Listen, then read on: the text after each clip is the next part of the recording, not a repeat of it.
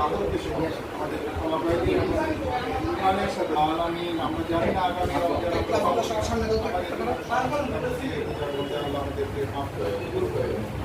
main বান্দা হিসেবে আমাদেরকে দুনিয়া এবং আখিরাতে সফলতা দান করে আমাদের আমাদেরকে ইমানের সাথে আমাকে সহজ করে দিন আমাদের কবরের জীবন আল্লাহ আমাদের সন্তানদেরকে আল্লাহ দুনিয়া এবং আখিরাতে আমরা আমাদের সামাজিক জীবনে পারিবারিক জীবনে ব্যক্তি জীবনে সমস্ত